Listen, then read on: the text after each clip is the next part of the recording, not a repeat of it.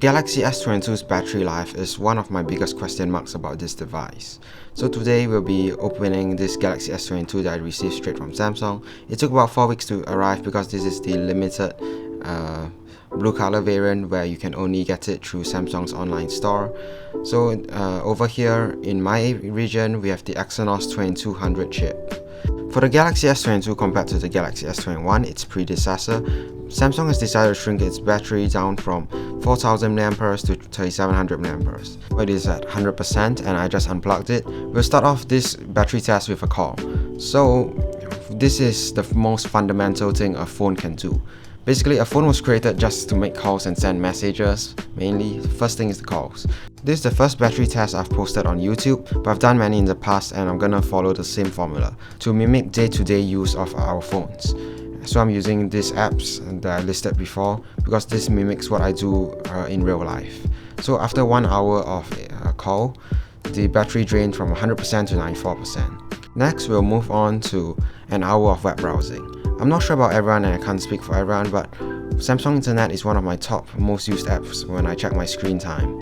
I normally spend about an hour and a half up to 3 hours on Samsung Internet on a regular day. There's just so much on the internet, from the latest aviation news to what's going on in my country.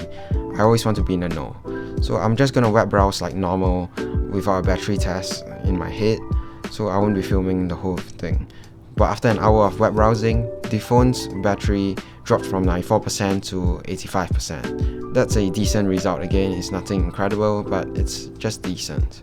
Next, we're going to move on to an hour of Spotify, which is just music streaming. And I'm going to set the volume at half. I'll keep the screen off as well, and I'm going to count this as my screen off activity for my battery test. But after an hour of music streaming, it dropped to 81%. That's a 4% loss, which I find it quite respectable in this league. Next is an hour of browsing through Instagram, and trust me, it's very easy to fly by 1 hour. And just after an hour, my phone plummeted from 81% to 71%. That isn't such a good endurance, but it's still pretty decent battery life if you were to ask me. So now we're gonna start off with our 10 hour standby. This takes me into the morning and it provides me a bit of rest. And after 10 hours of standby, the phone dropped 4% again. And this is from 71 to 67. So we're starting off today with 67%. We'll start off today with an hour of navigation on Google Maps. This will require my location to be on, and this drains the battery quite a lot. So if you are in a need to save battery or your battery is running low, just turn location off in your notification panel. Just swipe down, double swipe, and just turn off location. Trust me, this saves quite a bit of battery. In the next 2 or 3 weeks, I'm gonna do a camera comparison on the Galaxy S22 as well, especially its nightography feature that Samsung has been pushing a lot. And through my testing as of now, for non-Ultra and Pro flagships, the Galaxy S22 cemented itself as the best nighttime camera. After an hour of navigation, the battery continued depleting from 67 to 56%. 15 hours in, you might think that this has excellent battery life, but my battery tests are designed to ramp up in intensity, and we haven't go through any heavy demanding apps yet.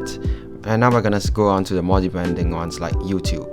So I'm just gonna loop this video at 720p, as not all my phones, actually most of the mid-range phones will max out at 720p, so I keep my battery test consistent at 720p. So I'm just gonna loop this YouTube video for an hour and we'll see how well it does. I've done many battery tests, but this is the first one that I'm posting because I'm just not good at shooting battery test videos. Like, I shot 4 hours of footage was shot, and I'm only using about 1.5 hours out of the 4. And this is because I need to make the battery test shorter, and actually all of this I've just fast forwarded most of the tests. But after an hour of YouTube, the battery continued dropping from 56 to 46%. 10% for an hour of YouTube, it's pretty decent. The last 4 apps in my battery test are gonna be killer, starting off with shooting an hour of 4K video using the Galaxy S22. And the Galaxy S22's camera is really amazing. In fact, I have a camera test coming out soon, so do subscribe if you don't want to miss that out. Surely this is the most intense part of my battery test, shooting 4K videos for an hour. And just to let you know how intense this is, within 27 minutes the battery depleted from 46% to 34%. 12% gone in 27 minutes. And the reason why I didn't put this all the way at the back, because most phones won't even reach all the way to the end of my battery test. That's why this is positioned around the second turret. After a full hour of shooting 4K videos, this phone dropped from 46% to 19%. That is a 27% loss. And with that, you could watch about 2.5 hours of YouTube. After the most intense segment, I'll give this phone an hour to cool down a little by using 1 hour of fluid. By the way, it is still taxing because it uses this display all the way up to 120Hz all the time. So 1 hour of fluid brought this battery down from 19% to 9%.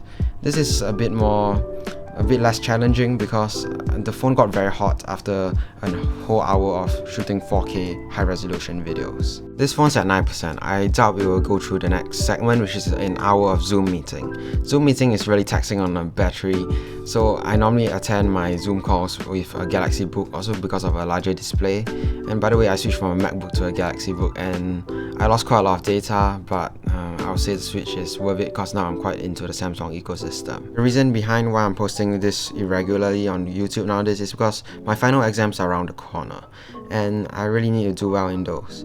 I still love playing with phones and I love making YouTube videos, but as much as I love them, I need to allocate more time to my education, and only expect after June that I will be posting like once a week, or actually I'm gonna do twice a week or even thrice a week right after I'm done with my exams, because there's so much content that I want to do but I just don't have the time for it. And also I'll be upgrading my camera from this full HD camera, a 1080p, to a 4K camera by this July. Also expect better quality videos as I plan to level up my voiceover as well as my shooting skills by the end of this year, so you will have a better experience watching my videos. Video calling is a very intensive thing for your phone. It's really taxing as it uses your microphone, it uses your front camera or even your back camera, as well as the screen. It uses the main things that draws battery away from your phone.